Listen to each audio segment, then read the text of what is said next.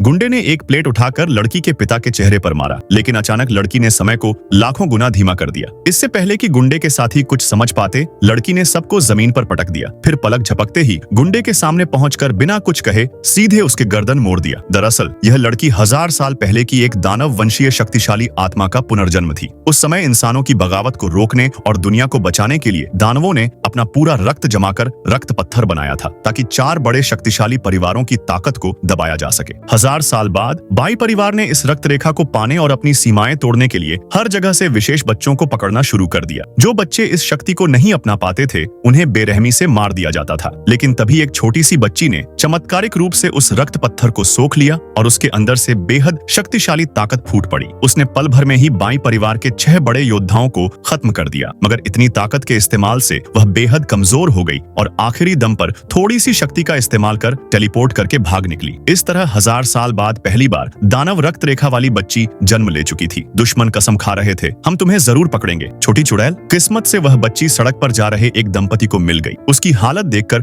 दोनों उसे अपने साथ घर ले आए। देखते ही देखते 10 साल बीत गए। लड़की अब उनकी गोद ली हुई बेटी बन चुकी थी और उनके साथ एक छोटा सा रेस्टोरेंट चला रही थी। उसे लगता था कि अब उसकी जिंदगी शांति से बीतेगी। लेकिन एक दिन रेस्टोरेंट में ही एक दबंग गुंडे की नजर उस पर पड़ गई। उसने लड़की को जबरदस्ती शराब पीने पर मजबूर करना चाहा। लड़की के माता पिता तुरंत बीच में आकर उसे छुड़ाने लगे। यह देखकर गुंडे के साथी धमकाने लगे। लड़की के पिता ने तुरंत गुंडे को रोकते हुए कहा कि उसकी बेटी अभी बहुत छोटी है और शराब नहीं पी सकती। यह सुनते ही गुंडा भड़क उठा और उसने अपने आदमियों को रेस्टोरेंट तोड़ने का हुक्म दिया। जब वह लड़की की मां पर हमला करने वाला था, तभी लड़की के कानों में एक रहस्यमयी आवाज गूंज उठी और तभी लड़की की शक्ति जाग उठी और सब गुंडे को पटक दिया। गुंडे के गिरते ही उसके साथी चिल्लाने लगे, अब तू गई। यह जिन परिवार के बड़े मुखिया का भाई है, जिन परिवार तुझे कभी नहीं छोड़ेगा। इधर जिन परिवार का मुखिया जब जानता है कि उसके भाई को इतनी बुरी तरह पीटा गया है, तो वह गुस्से में लड़की के माता पिता को उठा लेता है। फिर वह लड़की को फोन पर धमकाता है, अगर 10 मिनट में तुम शहर के बाहर वाले गोदाम में नहीं आई तो तुम्हारे माता पिता को मार दूंगा। लड़की तुरंत वहां पहुंच जाती है,